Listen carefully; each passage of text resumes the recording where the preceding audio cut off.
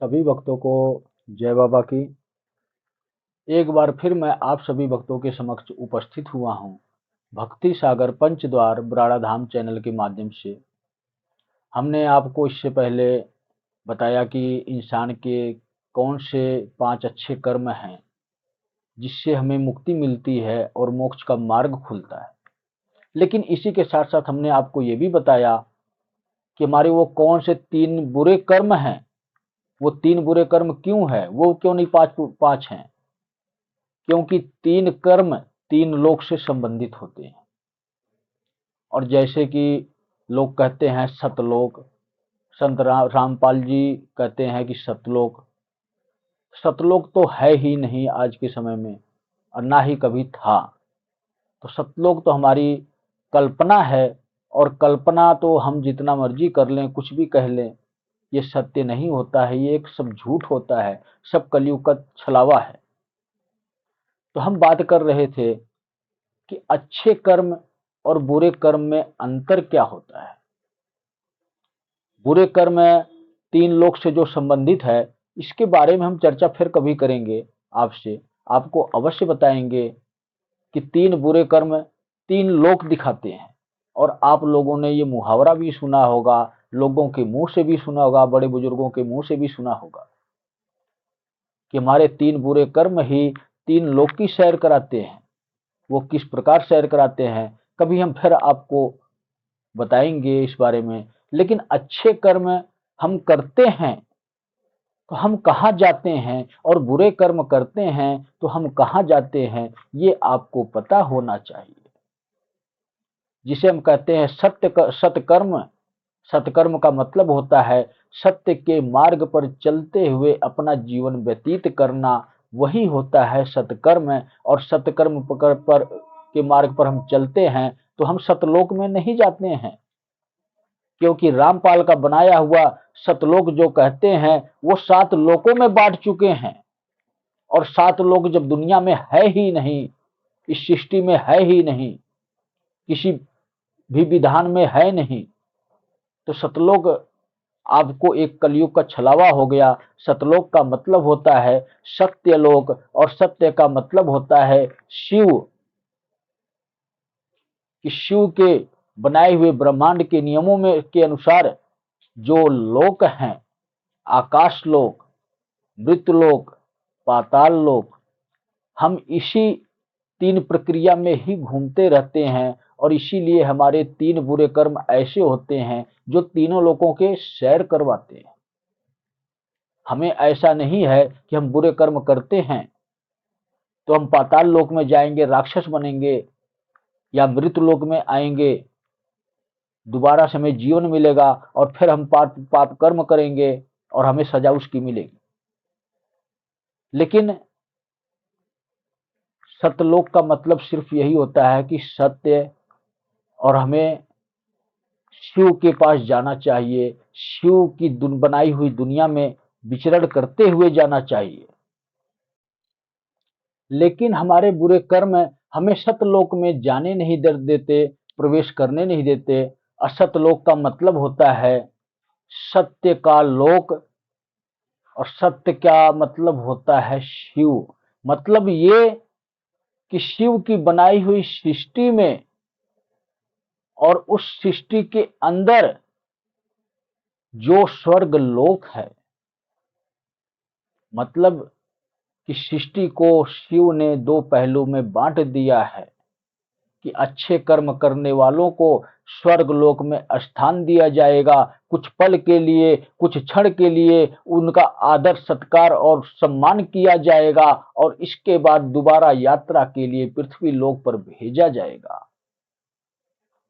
सतलोक का असली मतलब यह है, स्वर्ग लोक की स्थापना इसीलिए शिव ने की है ताकि हम अच्छे कर्म करें। और जिस प्रकार हम कहते हैं कि हमें मेडल मिलता है, नौकरी करने के दौरान कोई भी सरकारी हम सर्विस करते हैं तो हमें मेडल मिलता है, या कोई भी अंतर्राष्ट्रीय खिलाड़ी है जिस प्रकार से वो मैच जीतता है, जीतकर घर वापस आता है तो उसको सम्मान दिया जाता है, मेडल दिया जाता है। उसी प्रकार ही अगर हम अच्छे कर्म करते हैं तो हमें स्वर्ग लोक में कुछ क्षण के लिए स्थान दिया जाता है, हमें सम्मानित किया जाता है कि इस व्यक्ति ने मृत्यु लोक में जाकर वहां जन्म लेकर इतने लोगों का कल्याण किया, इतने लोगों का भला करा और कभी अपने जीवन में किसी का बुरा नहीं सोचा और एक सत्य के मार्ग पर चलते हुए स्वयं परमात्मा को याद रखते हुए अपना जीवन व्यतीत किया। सिर्फ यही सत्य है और इसीलिए नाम दिया गया है सतलोक। शिव ही सत्य हैं, शिव को ही सतलोक कहा जाता है। लेकिन क्या आप लोगों को पता है, सृष्टि की जब रचना हुई तो तीन लोगों का महत्व क्या है, तीन लोक क्यों बनाए गए? असली लोक तो सतलोक है, लेकिन कबीर पंथ में रहने वालों के लिए वो सतलोक नहीं है। रामपाल तो 7 लोक पृथ्वी पर ही बना चुके हैं, वह स्वयं को ही भगवान कहते हैं। और अब तो हंसी आती है मुझको कि मेरी वीडियो देखने के बाद अब तो मेरी नकल, मेरी कॉपी करने लगे, स्वयं को ही भगवान कहने लगे कि कलयुग के अवतार संत रामपाल जी। लेकिन खैर छोड़ो इन बातों को, मैं इन बातों में उलझना नहीं चाहता, लेकिन जो सत्य है वो आपको अवश्य दिखाना चाहता हूं। पृथ्वी पर कोई भी व्यक्ति आता है, कोई भी इंसान जन्म लेता है तो भगवान नहीं होता है, वो सिर्फ और सिर्फ एक इंसान होता है। हाँ, उसके कर्म उसको भगवान अवश्य बनाते हैं। तो कर्म ऐसे करो कि भगवान आपको बनने की जरूरत ना पड़े, भगवान आपको दुनिया बना दे। हमारे कर्म ही प्रधान होते हैं, हमारे कर्म ही हमें उस भगवान की उपाधि देंगे, हमें धर्मराज के सिंहासन पर बिठाएंगे। तो सिर्फ कर्म करो, ये तो हिदायत मैं संत रामपाल जी को दे रहा हूं, जो संत के नाम पर एक पाखंडी हैं, कलयुग के एक योद्धा हैं इस रण के। मैं इन बातों को ज्यादा लंबा नहीं ले जाना चाहता, मैं आपको बता रहा था अच्छे कर्म और बुरे कर्म। हम अच्छे कर्म करते हैं तो किस प्रकार से हम दोबारा हमारा जीवन मिलता है तो कैसा होता है, क्योंकि जब हमारा वहां पर मान सम्मान होगा तो हमें और सुसज्जित करके, हमारी अंतर आत्मा को और पवित्र करके, दैवी शक्तियों से और पूर्ण करके दोबारा हमें पृथ्वी पर भेजा जाता है। और जब हम दोबारा पृथ्वी पर आते हैं तो हम एक ज्ञानी पुरुष होते हैं, हमारे दिमाग की तीव्रता बहुत फास्ट होती है, अच्छा बुरा सोचने की समझ होती है। उसी को हम कहते हैं कि जन्मजात ज्ञानी, मतलब जन्म लेते समय ही कुछ ना कुछ ऐसा परिकल्पना उस इंसान में दिखता है कि जिससे हम अंदाजा लगाते हैं कि ये आदमी बहुत समझदार होगा, बड़ा होकर ये बालक बहुत समझदार होगा, और होता भी सत्य है। लेकिन जो बुरे कर्म हैं वो हमें कहां लेकर जाते हैं और कैसे कैसे हमें प्रताड़ित किया जाता है, हमें नुकसान पहुंचाया जाता है। क्यों? आत्मा तो वही है जो शिव ने आत्माएं बनाई हैं, उन्हीं आत्माओं में से बुरे कर्म करने वाले इंसान होते हैं। और जो बुरे कर्म करने वाले इंसान होते हैं उनके लिए 3 लोक बनाया गया है। सत्यलोक, शिव का लोक, जो एक सत्य के आधार पर चलता है और जहां पर सिर्फ इंसाफ होता है और आपके कर्मों के अनुसार आपको दैविक शक्तियों से सुसज्जित करके दोबारा आपको जन्म दिया जाता है, वो होता है स्वर्गलोक। लेकिन बुरे कर्म करने वालों के लिए ये 3 लोक बनाए गए हैं। तो अगर आपने बुरे कर्म किए हैं जो माफ करने के लायक नहीं है, जिसकी सजा मिलनी होती है आपको, तो सबसे पहला प्रोसीजर क्या होता है? सबसे पहले आपके साथ क्या होता है? जब आपकी मृत्यु हो जाती है, मृत्यु होने के बाद आत्मा को सबसे पहले इस पृथ्वी पर गंगा जी में डुबकी लगवाया जाता है। और वो किस प्रकार से? जब कोई इंसान भगवान का नाम लेते हुए डुबकी लगाता है तो अपनी इच्छा से ऊपर आता है, लेकिन जब बुरी आत्माओं को गंगा जी में डुबकी लगवाया जाता है तो उनको तड़फा तड़फा कर डुबकी लगवाया जाता है। मतलब ये उनकी इच्छा से उनको पानी से बाहर आने नहीं दिया जाता है, और ये दृश्य कभी किसी को दिखता नहीं है, क्योंकि ये दृश्य बुरे लोगों के लिए होता है। और दूसरी प्रक्रिया क्या होती है, जब गंगा जी में शुद्ध किए करने के बाद, क्योंकि शिव की जटाओं से गंगा इस पृथ्वी पर इसी कार्य के लिए आई हैं, पापियों का पाप धोती हैं, ये सत्य है। लेकिन जीवित इंसान जो पापी होते हैं उनका पाप तब धुलता है जब वो भावना उनकी सच्ची होती है, जब वो ये प्रण लेते हैं कि हे गंगा मैया, आज के बाद मैं आपको वचन देता हूं कि अपने बुरे कर्मों उस व्यक्ति का, उस इंसान का पाप धुल जाता है। लेकिन अगर वही अधर्मी व्यक्ति उस गंगा मैया में स्नान करता है, डुबकी लगाता है और अपने पुराने कर्मों को वापस आकर फिर करता है, जो बुरे कर्म होते हैं, तो उसके पाप कभी नहीं धुलते हैं। उसके पाप तो स्वयं यमराज आते हैं धोने के लिए। जब उसको मृत्यु देते हैं तो मृत्यु देने के बाद सबसे पहले उस आत्मा को, जो एक सच्चे भाव के साथ कभी भी गंगा मैया को प्रणाम नहीं किया और पृथ्वी के नियमों का पालन नहीं किया, उसी आत्मा को तड़फा तड़फा कर डुबकी लगवाते हैं। 7 डुबकी लगवाने के बाद फिर उस आत्मा को घसीटते घसीटते हुए आकाश लोक में जाते हैं, जिसको हम ब्रह्मांड कहते हैं, जिसको हम नरक भी कहते हैं। वहां पर हमारी आत्मा को प्रताड़ित किया जाता है। ये सत्य है कि खौलते हुए तेल में उस आत्मा को डाला जाता है। क्यों डाला जाता है? कि जितनी बुराइयां हैं, जितने पाप कर्म हैं, इसके धुल जाएं और इसको दोबारा इस पृथ्वी पर जन्म लेने के लिए भेजा जाए। ये बुरे कर्म करने वालों के ये हाल होते हैं। और इसके बाद भी अभी तो आपको फैसला नहीं मिला है, क्योंकि देवी देवताओं के समक्ष आपको जाके खड़ा होना है। जो धर्म की गद्दी पर बैठे हुए हैं, जो इंसाफ करते हैं, उनके समक्ष आपको खड़ा होना है। तो आपके शरीर में से, आपकी आत्मा में से ऐसी गंध ना आए जो एक राक्षसों की गंध होती है। इसलिए आपको बार बार अलग अलग प्रक्रिया से आपकी आत्मा को प्रताड़ित किया जाता है, आपकी आत्मा को धोया जाता है, आपकी आत्मा को दुख दिया जाता है, सिर्फ गंध मिटाने के लिए। लेकिन कर्मों का फल तो आपको मृत्यु लोक में ही दिया जाता है। आपने जितने भी बुरे कर्म किए हैं, उसकी सजा आपको इसी मृत्यु लोक में ही भोगनी पड़ती है। वहां पर सिर्फ फैसला सुनाने के लिए इतने प्रकार से इस आत्मा को पवित्र करने के लिए, ताकि ये आत्मा जन्म ले सके। क्योंकि जब आत्मा दूषित हो जाती है तो जन्म लेने के लायक नहीं होती है, काबिल नहीं होती है। और उस आत्मा को जब तक शुद्ध नहीं किया जाता है, तब तक वो गर्भ में कभी भी एक इंसान का स्वरूप नहीं ले सकती है।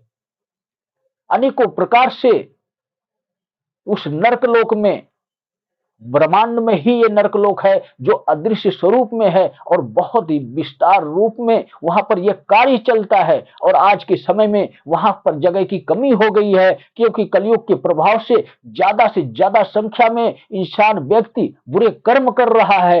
इसीलिए सृष्टि में परिवर्तन लाना बहुत ही आवश्यक हो गया है। इसीलिए शिव युग का आरंभ हो रहा है। लेकिन हमने आपको बताया कि बुरे कर्म करने वालों के लिए 3 लोक हैं। ये पहला लोक आपको बताया, आकाश लोक। इसके बाद होता है पृथ्वी लोक।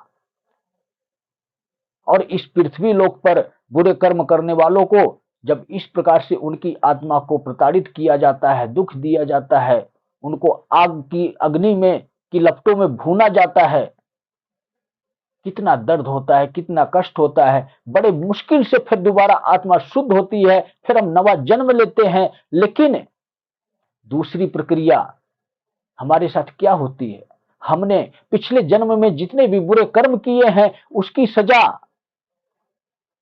आत्मा शुद्ध होने के बाद जब जन्म लेने के लायक हो जाती है, तब सुनाया जाता है फैसला कि तुम्हारे ये बुरे कर्म थे, जब तुमने जन्म लिया था तो तुमने ये किया था, अब ये इसका दंड तुमको इसी मृत्यु लोक में दिया जाएगा। अब इसलिए जाओ, अगर इस दंड से, इस सजा से मुक्ति पाना चाहते हो तो सत्कर्म करना, सत्य के मार्ग पर करना, चलना और अच्छे कर्म करना शुरू करो।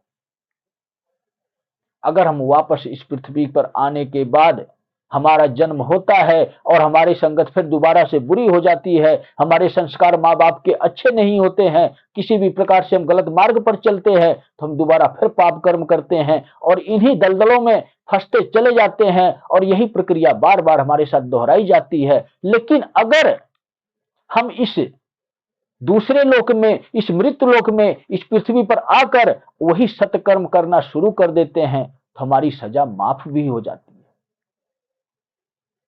बुरे कर्म करने वालों के लिए यह दूसरा लोक की प्रक्रिया है। और तीसरे लोक की प्रक्रिया क्या है? जो इंसान बुरे कर्म करते हैं उनके लिए ही तीसरा लोक भी बना है।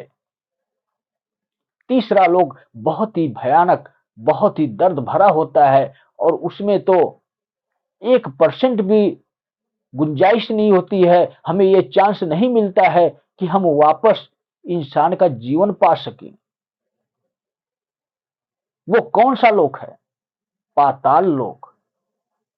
जब भी कोई घोर विपदा आती है किसी राक्षस पर, तो भागकर पाताल लोक में ही छिपता है। ऐसा क्यों? क्या रहस्य है? पाताल लोक वो जेल खाना है, वो एक जेल है पाताल लोक, जहां पर बड़े बड़े अधर्मी, बड़े बड़े पापी जो राक्षसों का काम किए हैं, जो किसी भी इंसान को समय से पहले मृत्यु देते हैं, उनके लिए होता है पाताल लोक। और जैसे जो कर्म करते हैं, आज के समय में पाप कोई छोटे मोटे नहीं होते हैं, बहुत बड़े बड़े पाप लोग कर रहे हैं, अधर्म कर रहे हैं। इन लोगों के लिए पाताल लोक होता है, जिनको हम राक्षसों के नाम से जानते हैं।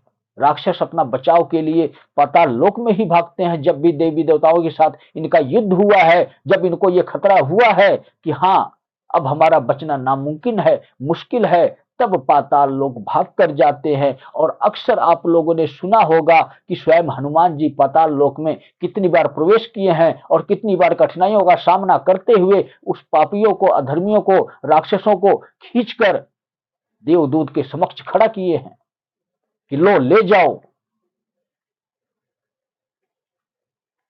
अनेकों प्रक्रिया होती है और ये जो तीसरा लोक होता है इसी से संबंधित है। भूत प्रेत की पाताल लोक में सिर्फ राक्षस रहते हैं, वहां पर राक्षसों का राज चलता है और वहीं से कलयुग का साम्राज्य चलता है। इसीलिए मैं बार बार कहता हूं कि कलयुग की शरण में रहते हो तो बचने की कोशिश करो। जब तक उस शिव को, उस सत्य को स्वीकार नहीं करोगे तो कलयुग की शरण में जाओगे। अब जब कलयुग की शरण में आप चले ही गए हो तो आपके ऊपर अधिकार पाताल लोक के राक्षसों का ही होगा।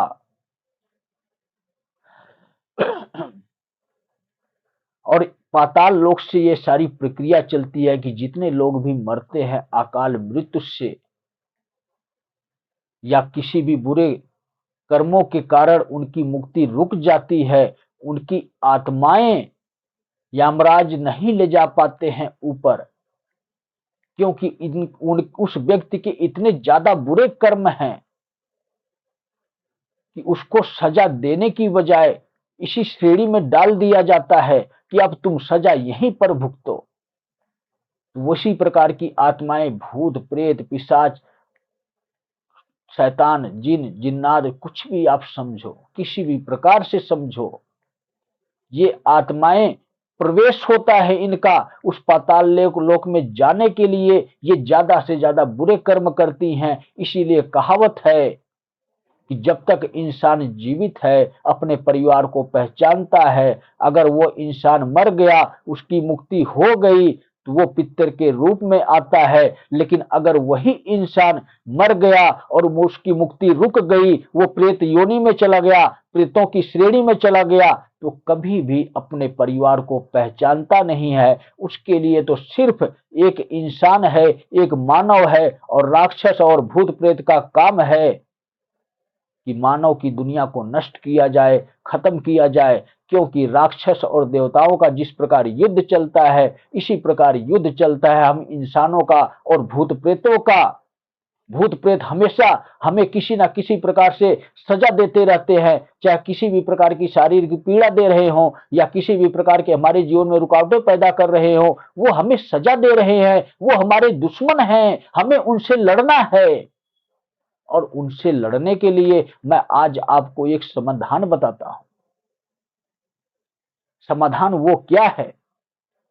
सिर्फ और सिर्फ शिव की भक्ति, स्वयं की भक्ति, अपने घर में रहकर भक्ति, सिर्फ यही समाधान है। इन प्रेत आत्माओं से, इन भूतों प्रेतों से लड़ने में हमें सिर्फ शिव ही बचा सकते हैं, और इसके लिए आपको शिव की शरण में जाना चाहिए। लेकिन इसके साथ साथ एक आपको और बहुत बड़ी खुशी की बात बताता हूं कि अगर आपको इस प्रकार की किसी भी प्रकार की कोई समस्या है, तो आज के समय में सबसे प्रसिद्ध धाम है श्री त्रिलोक भारती जी का। आपको अनेकों स्टेट में बाबा श्री त्रिलोक भारती जी के धाम मिल जाएंगे, जहां पर किसी भी प्रकार की कोई तांत्रिक प्रक्रिया नहीं होती है। स्वयं की भक्ति से, स्वयं की शक्ति से और स्वयं की अर्जी से, अर्जी का मतलब होता है निवेदन करना, आग्रह करना, हाथ जोड़कर प्रार्थना करना, सिर्फ यही प्रक्रिया है। डायरेक्ट भगवान अपने भक्तों के दुख को हरते हैं, उनकी विपदाओं को दूर करते हैं, उनके जीवन में जो मुश्किलें होती हैं उनको हटाते हैं और उनका जीवन सुख भरा बनाते हैं। लेकिन इसके लिए स्वयं का कर्म प्रधान होता है, तो हमें स्वयं की भक्ति करना अनिवार्य होता है। तो 100% गारंटी श्री त्रिलोक भारती जी से आपको मिलती है। आप किसी भी धाम पर जाओ, लेकिन नियमों का पालन करो। शिव युग शुरू हो चुका है। काल पुरुष ने जो नियम बनाए हैं, इस शिव युग के इन नियमों का पालन करो। अगर आप इन नियमों का पालन नहीं करते हो, तो चाहे आप त्रिलोक भारती जी के किसी भी धाम पर जाओ, किसी भी शक्ति से जुड़ो, उनको ये मतलब नहीं है कि आप श्री त्रिलोक भारती जी के भक्त हो। काल पुरुष की ये चेतावनी है कि शिव युग शुरू हो चुका है और इसमें प्रवेश करना है, तो अपने बुरे कर्मों का त्याग करो, ताकि आपको इन 3 लोकों की सैर ना करनी पड़े। और ये 3 लोक सिर्फ इंसानों के लिए बनाए गए हैं। जो असली लोक है वो शिव लोक है, शिव धाम जिसको हम कह सकते हैं, स्वर्ग लोक हम जिसको कह सकते हैं। स्वर्ग लोक पर में सिर्फ फैसला सुनाया जाता है, अन्य प्रक्रिया तो इसी तीनों लोकों में ही होती है। हम स्वर्ग लोक में अगर अच्छे कर्म करके गए हैं, सत्य के मार्ग पर चलते हुए, शिव के नियमों का पालन करते हुए, तो उस स्वर्ग लोक में हमें देवी देवताओं की शक्तियों से सुसज्जित करके, हो सकता है कि इस पृथ्वी पर किसी धर्मात्मा के स्वरूप में, किसी शक्ति के स्वरूप में हम जन्म लें और कल्याण का कार्य करें। इस प्रकार का फैसला सिर्फ स्वर्ग लोक में सुनाया जाता है। लेकिन 3 लोगों की सैर करने के बाद जब हम जाते हैं, तो हमें क्या मिलता है? वहां से, स्वर्ग लोक में से हमें सिर्फ सजा दी जाती है। सजा का प्रावधान हमारे लिए रखा जाता है कि तुमने ये कर्म किए हैं और तुम वापस फिर जाओ पृथ्वी लोक पर, मृत्यु लोक में जन्म लो, अपनी सजा को भुगतो। हाँ, इतना याद रखना कि अगर इस जन्म में तुमने सत्कर्म किए, सत्य के मार्ग पर चले, तो हो सकता है कि अगला जन्म तुम्हारा हमारी शक्तियों के साथ संपर्क हो, ताकि तुम एक अच्छे सत्पुरुष बन सको। तो सिर्फ यही सत्य है। अच्छे कर्म और बुरे कर्म का विवरण मैंने आपको अच्छी तरह समझा दिया, और उम्मीद करता हूं कि आप सत्य के मार्ग पर चलोगे। आज के समय में, इस कलयुग में किसी भी पाखंडी को अपना गुरु स्वीकार नहीं करोगे। जब भी गुरु स्वीकार करोगे, एक आध्यात्मिक पुरुष को स्वीकार करोगे। अगर आपको आध्यात्मिक पुरुष नहीं मिलता है तो आप निराकार शक्ति को गुरु स्वीकार कर सकते हो। मतलब स्वयं शिव शंकर महादेव को अपना गुरु स्वीकार करके आप स्वयं की भक्ति करो, तब ही आपका बेड़ा पार लगेगा। अधर्मी, पापी, अन्यायी जितने भी गुरु हैं, जितने भी पाखंडी हैं, ये आपका बेड़ा पार नहीं, आपका बेड़ा गर्क कर देंगे। आपको उस नर्क की दुनिया में भेज देंगे जहां से आप कभी वापस आ नहीं सकते हो। और आप इतना याद रखो, 2 प्रक्रिया तक तो सीमित रहना ठीक है कि आकाश लोक, पृथ्वी लोक तक हम जाते हैं तो हमारा उद्धार हो भी सकता है। लेकिन अगर हम पाताल लोक की सैर करते हैं तो हमें सदियों सदियों बीत जाती हैं, जन्मों जन्मों बीत जाते हैं, हम कभी भी जन्म लेने लायक नहीं रहते हैं और हमारे सामने ही हजारों जन्म हो जाते हैं इंसानों के, लेकिन हम उसी प्रेत योनि में रहकर यही भटकते रहते हैं। तो मैं यही उम्मीद करूंगा कि पाताल लोक में जाने वाले कर्म बिल्कुल भी ना करें। अगर हम अपनी इच्छा से किसी की मृत्यु देते हैं, किसी को मौत देते हैं, चाहे वो षड्यंत्र के माध्यम से हो या शस्त्र के माध्यम से हो, किसी के जीवन का अधिकार छीनना हमें पाताल लोक की सैर करवाता है। हमें तो जाना चाहिए सतलोक में, शिव के लोक में। इसलिए हम अच्छे कर्म करें। तो सभी भक्तों को जय बाबा की।